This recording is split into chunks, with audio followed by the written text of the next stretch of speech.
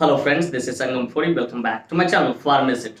Friends, in this video I am going to talk about Cerevet 60 mg injection. Yeah, injection Cerevet 60 mg.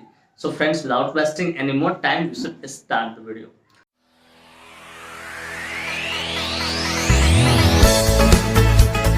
इसे video न सिर्फ जानकारी के उद्देश्य से बनाया है। इस वीडियो को देखने के बाद कोई भी इंजेक्शन आप खुद से इस्तेमाल ना करें, कतई सेल्फ मेडिकेशन ना करें।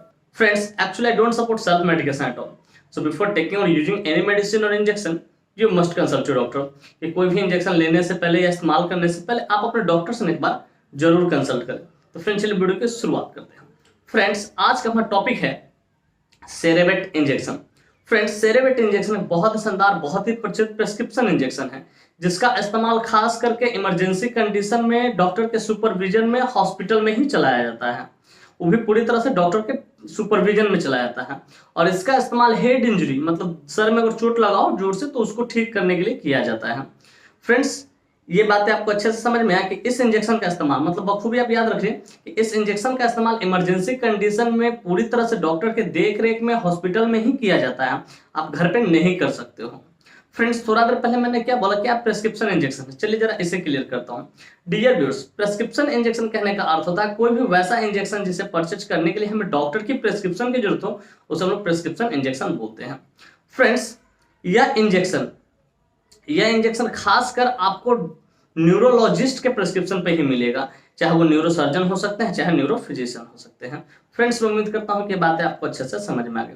फ्रेंड्स, यह इंजेक्शन न्यूरोट्रॉफिक एजेंट कैटेगरी से बिलोंग करता है।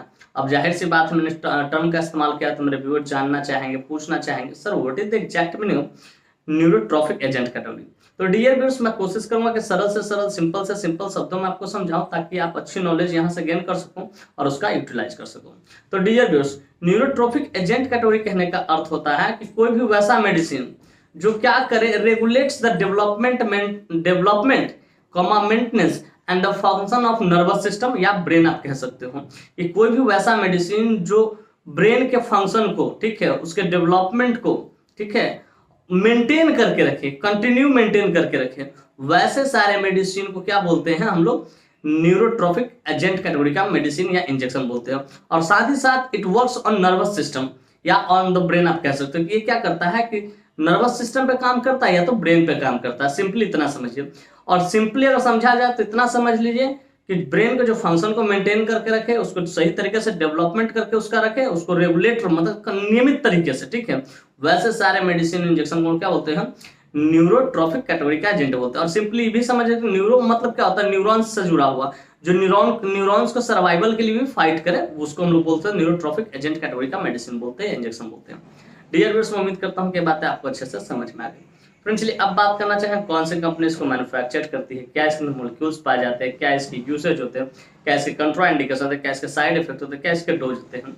इन सारी बातों को हम लोग समझेंगे इस वीडियो में ना, बहुत डिटेल से। Friends, I will make you understand each and everything in a very simple way. Friends, मैं यहाँ पे ना हर एक चीज को बहुत शानदार तरीके से और बहुत सस्ता तरीके से आपको समझाऊंगा। तो friends, first of all I would like to talk about which company manufactures it.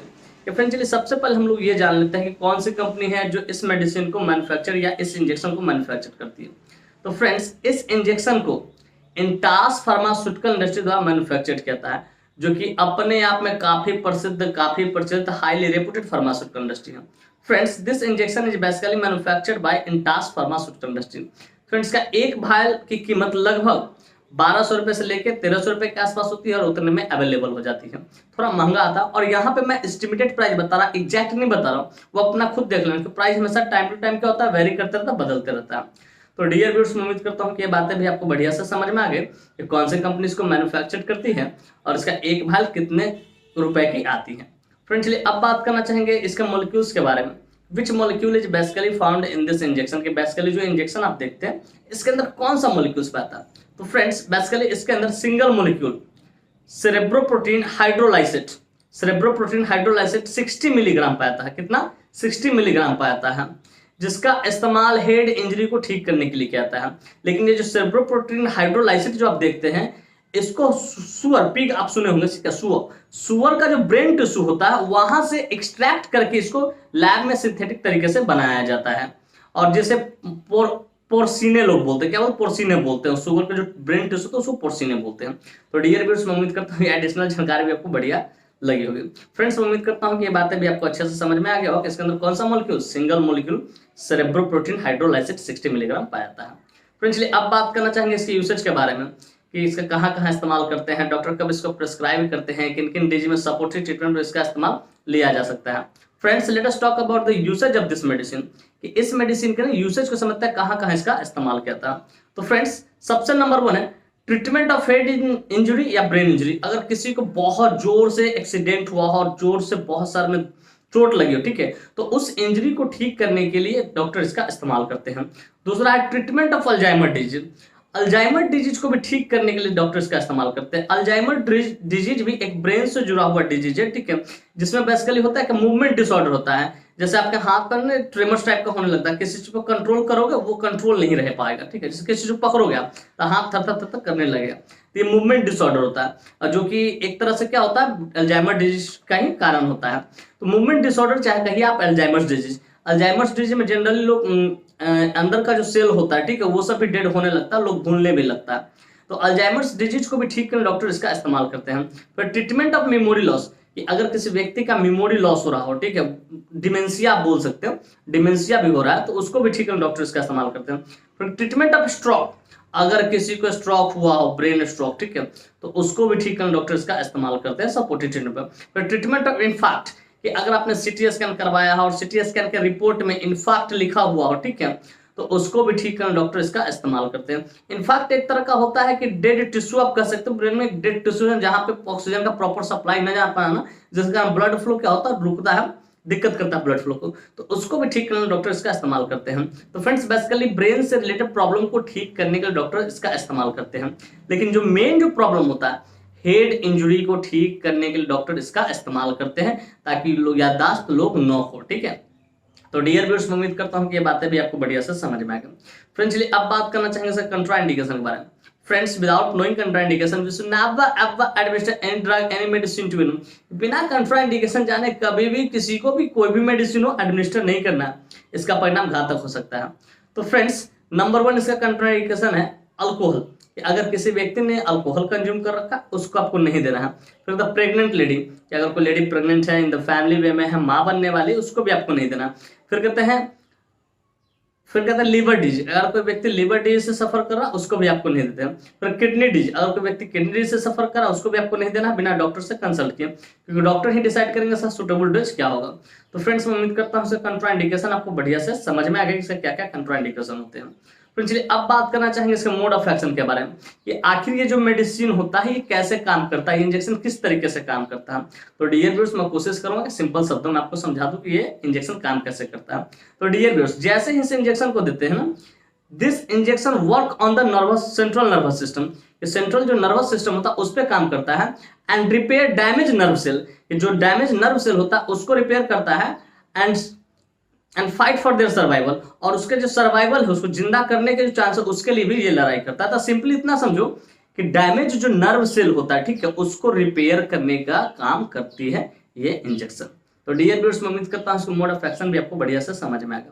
Friends, चलिए अब बात करना चाहेंगे साइड इफेक्ट्स के बारे में। फ्रेंड्स, जितने भी एलोपैथिक इंजेक्शन होते हैं उसका कुछ ना कुछ तो साइड इफेक्ट देखने को मिलता ही है, ठीक उसी प्रकार इसका भी कुछ साइड इफेक्ट है जो कि इस प्रकार है। तो फ्रेंड्स, नंबर 1 साइड इफेक्ट है नोजिया, आपका जी मिचलाएगा। फिर कहते वॉमिटिंग, हो सके आपको उल्टी हो जाएगा। फिर कहते हेडेक, थोड़ा बहुत आपका सर भी दर्द करेगा।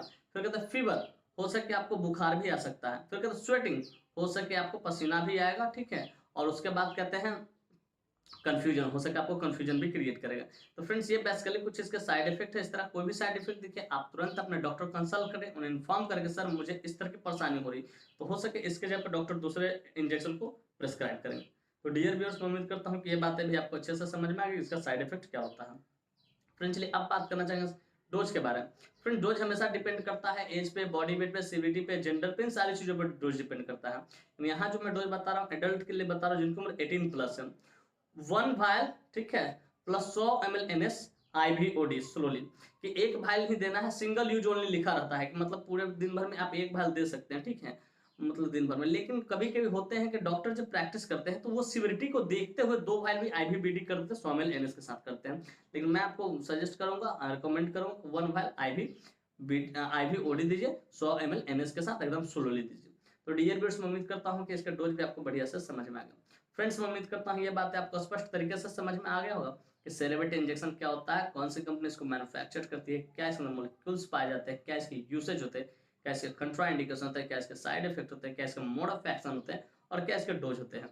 और साथ ही साथ मैं ये भी उम्मीद करता हूँ कि मेरी यह वीडियो काफी इन्फॉर्मेटिव, काफी इंटरेस्टिंग, काफी जबरदस्त लगी होगी आपको, और मेरे इस वीडियो से आप लोग बहुत कुछ सीखने को मिला हो। फ्रेंड्स, वाकई में मेरी वीडियो इन्फॉर्मेटिव इंटरेस्टिंग लगी हो। Friends, if you find this video informative interesting, hit the like, subscribe my channel and don't forget to share it with your natural friends and common friends. Thank you for watching this video. Bye bye, take care, फिर मिलते हैं next video में। तब तक स्वस्थ रहिए, मस्त रहिए, ख्याल रखिए अपना और अपने परिवार का। थैंक यू, धन्यवाद।